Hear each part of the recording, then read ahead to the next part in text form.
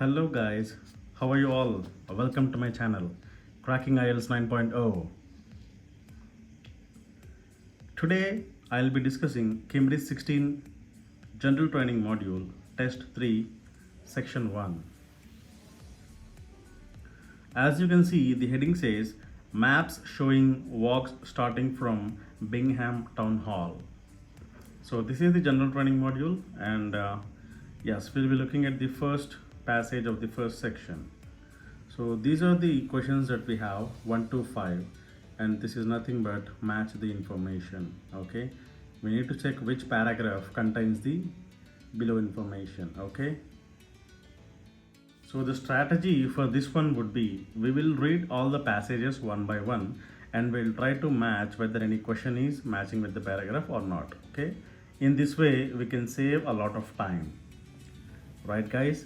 So first we will read the paragraph A, then we will check with all the 5 questions whether A is matching with them or not. Okay, the walk described in this leaflet takes you to one of the many places in the district where bricks are made for hundreds of years until it was closed in the late 19th century. This brickworks is now the largest and best known nature reserve in the area. Please note that the ground is very uneven and under 6s should not be taken on this walk. Okay, so under 6s means people who are under the age of 6. Okay, now let's read the questions and try to match the information. First one, the chance to go into caves. Did we read anything about caves? No. Next, chance to spend time beside a lake. Did we read anything about a lake? Of course not. Next, some unusual architecture. No, we didn't read about any architecture, right? Next, unsuitability for young children. Oh wow, I think we have read about this, right? Where did we read it? See, ground is uneven and under 6s should not be taken on this walk. Under 6s means people, youngsters who are below the age of 6. So is the fourth one matching now? Yes, fourth is clearly matching. So fourth one should be A paragraph, right? So answer for fourth one is A. We have this note, you may use any letter more than once, right? So we have to check whether A is matching with any 1 or 2 options. So let's read the last option as well. Length of the walk depending on the weather. No, we didn't read anything about the weather, right? So let's move to the next paragraph.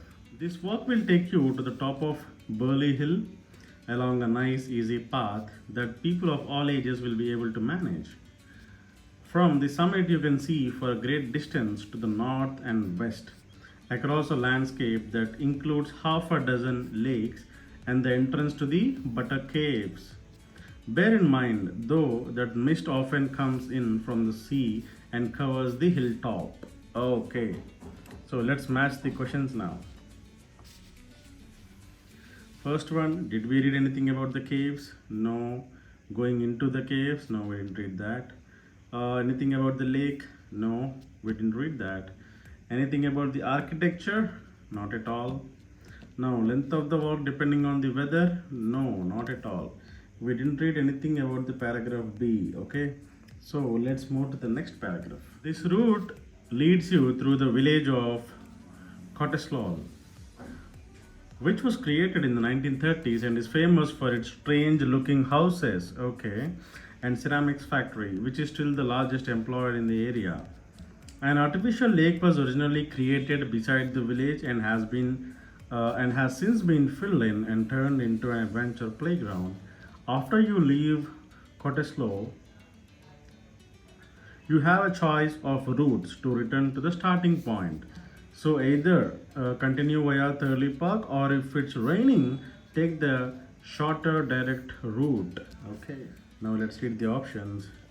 Chances to go into the caves? No, we didn't read anything about that. Spend time beside a lake? No, we didn't read it either. So some unusual architecture? Did we read anything about unusual architecture? I think yes. So where did we read it? See, look at this.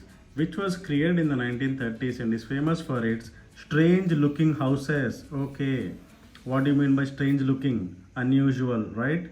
Architecture means houses and the factory. Okay. So strange looking is the keyword you have to catch here, guys. So we got one answer, 3 is C, right? So let's check the other one. The length of the walk depending on the weather. Okay, did he tell anything about the weather? Yes, he did. See, you have a choice of routes, okay? So either continue via Thurley Park, or if it is raining, take the shorter direct route, okay? If it is raining, take the shorter route. So in case of this weather, the length of the walk becomes shorter, okay? So this is the longer route and this is the shorter route. So length of the walk became shorter when it is raining. So depending on the weather, right? So the answer for fifth one will also be C clearly. Okay guys? Right. Let's move to the next paragraph. This walk is ideal in fine weather as it takes you to the shores of a lake at a spot convenient for swimming. Okay. Children will want to enjoy themselves in the adventure playground nearby. From there you continue to Starling Cottage, which draws people from around the world to visit the home from 1920 to 1927 of the poet Barbara Cotham. Okay, so did we read anything about caves? No.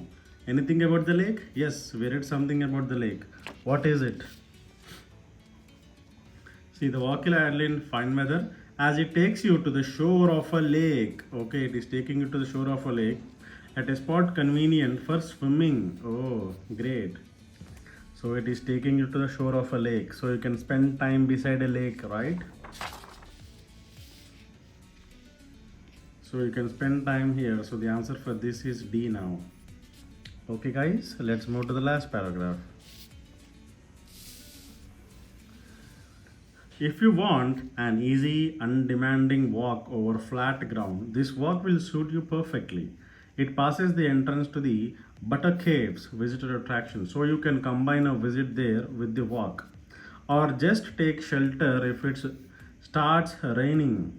On the final stage of the walk, you pass through Wimpole, the village where Richard Merton, the architect of a number of local buildings, lived for much of his life. Okay. So here he's talking about some entrance to the Butter Caves, right? See, entrance to the Butter Caves, chance to go into the caves, right? So entrance to the caves means into the caves. So clearly E is our answer, okay? Right, so we have answered all the questions, guys.